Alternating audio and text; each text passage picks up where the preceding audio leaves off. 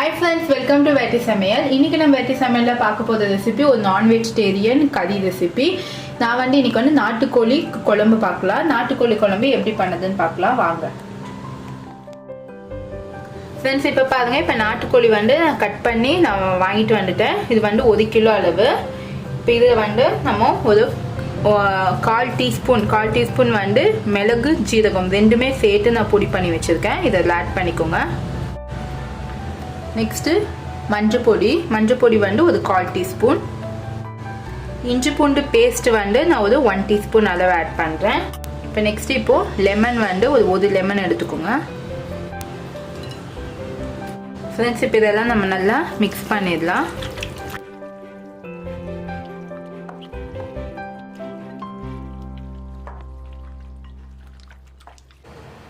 Friends, இது ஒரு 15 நிமிஷம் நல்லா ஊறட்டும். நம்ம அதுக்குள்ள குழம்புக்கு ரெடி பண்ணிடலாம். ஃப்ரெண்ட்ஸ், இப்போ நான் சமைக்கிறதுக்கு குக்கர் எடுத்துருக்கேன். குக்கரில் ஒரு 4லேருந்து 5 டேபிள் ஸ்பூன் எண்ணெய் ஊற்றி ஹீட் பண்ணி வச்சுருக்கேன். நான் இப்போ நல்லெண்ணெய் யூஸ் பண்ணியிருக்கேன். நல்லெண்ணெய் இல்லைன்னா நீங்கள் நார்மல் ஆயில் கூட எடுத்துக்கலாம், சன்ஃப்ளவர் ஆயில். இப்போ நம்மளுக்கு எண்ணெய் நல்லா ஹீட் ஆகிடுச்சு. இப்போ 4 லவங்கம் ஆட் பண்ணிக்கோங்க. நெக்ஸ்ட்டு 2 பட்டை. நெக்ஸ்ட் இந்த ஸ்டார் அன்னாச்சிப்பூ கொஞ்சம். நெக்ஸ்ட் பிரிஞ்சி இலை 2. ஃப்ரெண்ட்ஸ், இப்போ இது கூட நான் சின்ன வெங்காயம் எடுத்திருக்கேன். சின்ன வெங்காயம் ஒரு 15லேருந்து 20 சின்ன வெங்காயம் எடுத்து நான் பொடியாக நறுக்கி வச்சுருக்கேன். இந்த ரெசிபிக்கு சின்ன வெங்காயம் போட்டால் டேஸ்ட் நல்லா இருக்கும். இல்லைன்னா நீங்கள் பெரிய சைஸ் வெங்காயம் 2 எடுத்து அரைஞ்சிக்கோங்க. ஃப்ரெண்ட்ஸ், இந்த வெங்காயம் கொஞ்சம் கோல்டன் கலரில் வர வரைக்கும் ஃப்ரை பண்ணிக்கோங்க.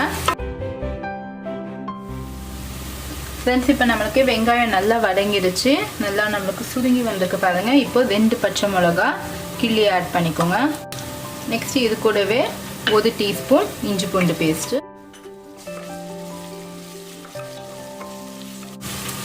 ஃப்ரெண்ட்ஸ், இது கூட இப்போ நான் 2 தக்காளி எடுத்து பொடியாக நறுக்கி வச்சிருக்கேன், ஆட் பண்ணிக்கோங்க. தக்காளி ஆட் பண்ண உடனே நான் சால்ட் ஆட் பண்ணேன். சால்ட் இல்லை, கல்லுப்பு ஆட் பண்ணுறேன். இந்த கல்லுப்பு தக்காளி வதங்கிறதுக்காக நான் ஆட் பண்ணுறேன்.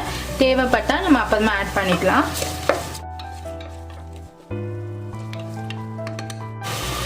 ஃப்ரெண்ட்ஸ், இப்போ இது கூடயே நான் வீட்டு மிளகாய் தூள் எடுத்துருக்கேன், குழம்பு மிளகாய் பொடி. இந்த குழம்பு மிளகாய் பொடியை நான் 1 டேபிள் ஸ்பூன் எடுத்துருக்கேன். இதையே ஆட் பண்ணிக்கோங்க. உங்களுக்கு குழம்பு மிளகாய் பொடி வீட்டில் இல்லைன்னா நீங்கள் நார்மல் மிளகாய் தூள் நீங்கள் ஆட் பண்ணிக்கோங்க. 1 டீஸ்பூன் மிளகாத்தூள், 1 டீஸ்பூன் தனியாத்தூள் ஆட் பண்ணிக்கோங்க.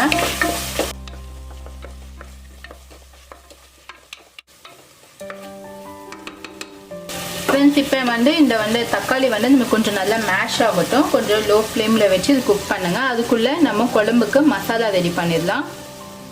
ஃப்ரெண்ட்ஸ், இப்போ பாருங்கள், மசாலா ரெடி பண்ணதுக்கு நான் ஒரு பேனில் 2 டீஸ்பூன் ஆயில் ஹீட் பண்ணி வச்சுருக்கேன். இப்போ இது கூட சோம்பு 1 டீஸ்பூன், கசகசா 1 டீஸ்பூன், மிளகு 1 டீஸ்பூன். நெக்ஸ்ட் தேங்காய் ஒரு 1/4 மூடி தேங்காய்.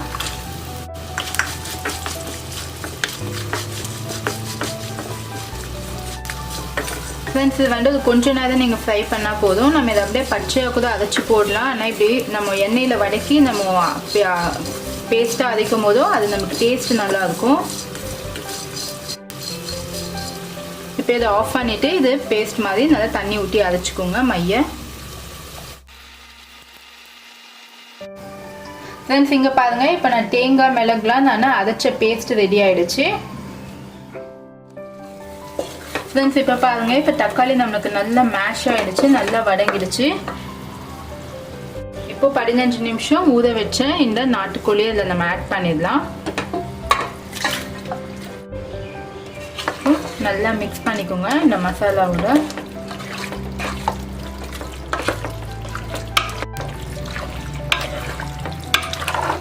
இந்த ஸ்டேஜ்லயே உப்பு பத்தலைன்னா உப்பு ஆட் பண்ணிக்கோங்க. ஃப்ரெண்ட்ஸ், இந்த நாட்டுக்கோழியை போட்டுட்டு ஒரு 2 to 3 மினிட்ஸ் நல்லா இப்படி கலக்கி விட்டுக்கிட்டே இருங்க. நம்மளுக்கு அந்த மசாலா ஃபுல்லாக இந்த கோழியில் நம்மளுக்கு இறங்கணும். நான் சில்லி பவுடர் 1 டீஸ்பூன் அளவு தான் ஆட் பண்ணியிருக்கேன். ஏன்னா நான் தேங்காய் கூட மிளகு சோம்புல இதை ஆட் பண்ணுறேன். அந்த காரம் வேறு நமக்கு இருக்கும். அதுக்காக நீங்கள் பார்த்து ஆட் பண்ணிக்கோங்க. ஃப்ரெண்ட்ஸ், இப்போ பாருங்கள், இப்போ மசாலாவோட நம்மளுக்கு நல்லா மிக்ஸ் ஆகிருக்கு. நல்லா நம்மளுக்கு கம கமான ஸ்மெல் வருது. இப்போ இந்த ஸ்டேஜில் நம்ம கோழியை வேக வைக்கணும். அதுக்கு நான் 1 கப் வந்து வாட்டர் ஆட் பண்ணுறேன்.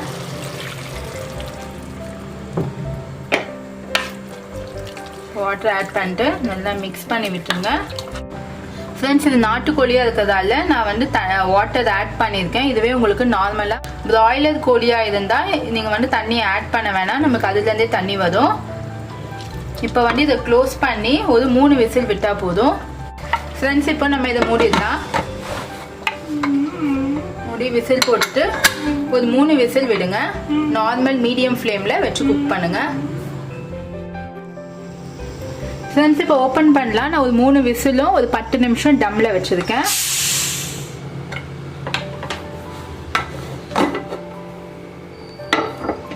நம்மளுக்கு ஸ்மெல் வந்து ரொம்ப நல்லா வருது.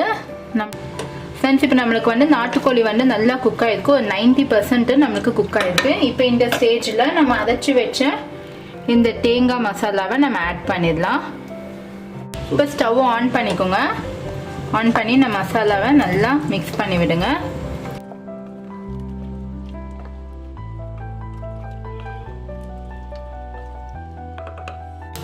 திருப்பி நம்ம க்ளோஸ் பண்ணி குக் பண்ணலாம். ஒரே ஒரு விசில் விட்டால் போதும். ஏன்னா நமக்கு ஆல்ரெடி 90% குக் ஆகிடுச்சு. ஃப்ரெண்ட்ஸ், இப்போ ஓப்பன் பண்ணி பார்க்கலாம். நான் ஒரே ஒரு விசில் தான் விட்டுருக்கேன். மசாலா பேஸ்ட்டை ஆட் பண்ணிவிட்டு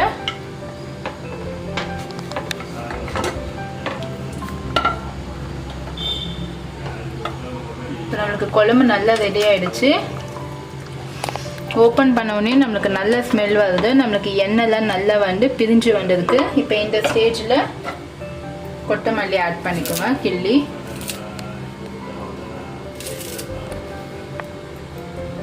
ஃப்ரெண்ட்ஸ், இந்த குழம்பு சாப்பாட்டுக்கு, இட்லி, தோசை எல்லாத்துக்குமே நல்ல ஒரு சைட் டிஷ்ஷு.